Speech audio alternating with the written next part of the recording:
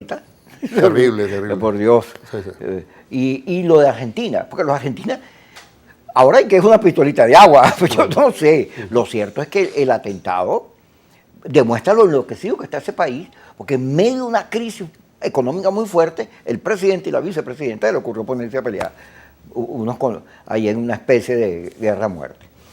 Pero Brasil, Venezuela, este es un continente pasional, novelero, dramático, que vive en una sola crisis, que no conoce el concepto de estabilidad, por lo cual llegar al desarrollo le es muy difícil, porque siempre se está canibalizando, siempre hay unas guerras intestinas.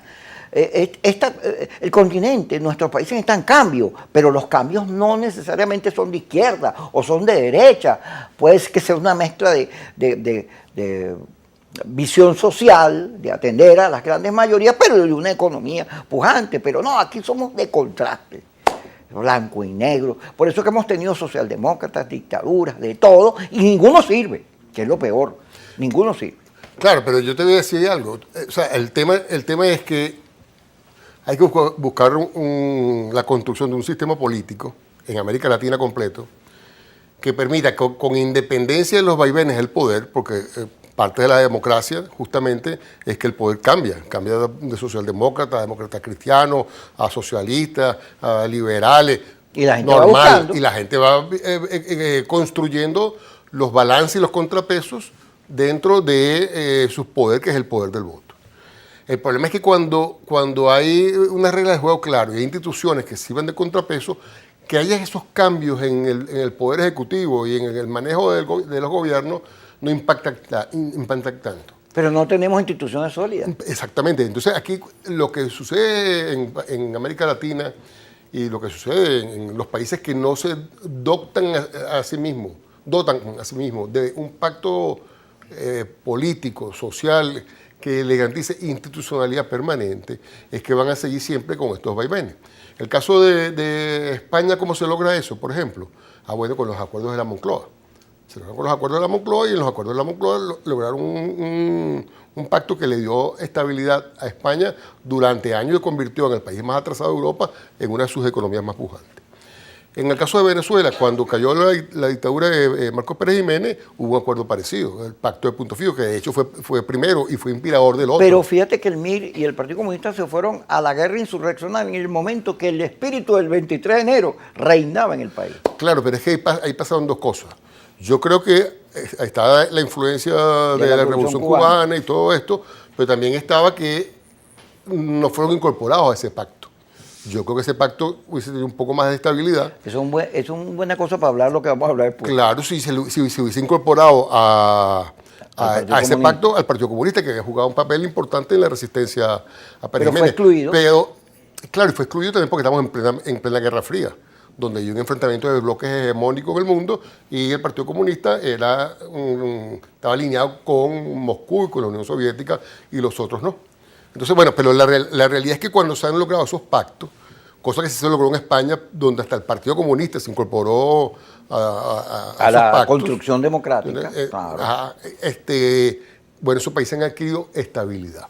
En el caso de Chile, cuando cayó la dictadura de Marcos Pérez, de Pinochet, también hubo unos acuerdos que permitieron que aquellos partidos, inclusive que eran los más populares en ese momento, pero que representaban más el retorno a la izquierda que habían mandado antes de Pinochet. Allende, no fuesen quienes ejercieran la presidencia durante un periodo de transición.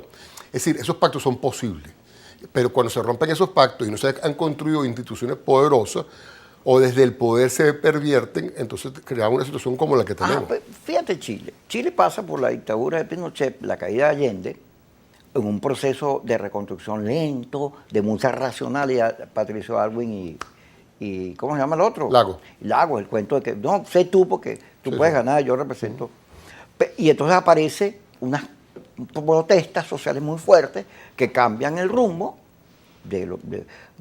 bueno, porque el señor Piñera, le guste o no a la gente, había demostrado ser una derecha muy racional, muy inteligente, y desde el punto de vista económico los números de Chile eran buenos, pero se produce una conmoción, y esa conmoción llega a Boris al poder, pero produce esta constitución que era para los chilenos una cosa intragable, porque el centro político, que siempre lo hay en todos los países, que se mueve para acá o para allá, reaccionó en contra, porque todo lo que está, aparte de los, les, tú, toda esa cosa, que puede ser importante, pero que no es el fondo, bueno, había una propuesta allí que no les parecía lógica. Oye, a los es chilenos. que podía hasta fraccionar a la nación Pero chilena. el error es de la clase política que va y no mide los tiempos y lanza una cosa que todas las encuestas empiezan a decir que la van a rechazar y aquello es inmodificable y hay que esperar que... Pues la derrota es aplastante.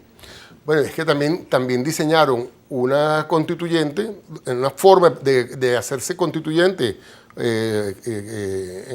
allá, que hizo que más de 2/3 de la constituyente esté compuesta por activistas sociales. Activistas Entonces, sociales. era una prioridad. Claro, activistas sociales que cada quien representa a unos derechos de unas minorías que quieren mejorar su posición dentro de la sociedad. Y al final terminó en una especie de acuerdo de reivindicativo, en lugar de constituirse en un pacto social que le diera estabilidad a un país y que reflejara la realidad. Ahí toco eso, fíjate. Yo he tocado mucho el tema de las 4 puntas de lanza de la posmodernidad, como la llaman, que es el aborto, la eutanasia, las drogas y las relaciones de la diversidad sexual. Yo he tocado mucho ese tema.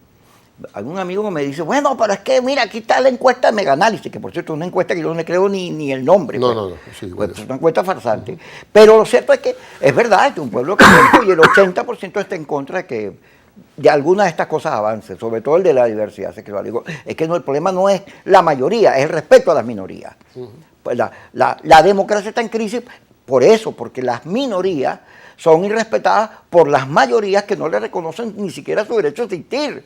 Y entonces ahora que hay redes bien todo el día quejándose y armando lío y generan una sensación de crisis porque no son oídas. Entonces tiene que haber un planteamiento del Estado, de las sociedades, de una nueva relación social en el cual, aunque no te guste, tú aceptes al que piensa distinto a ti.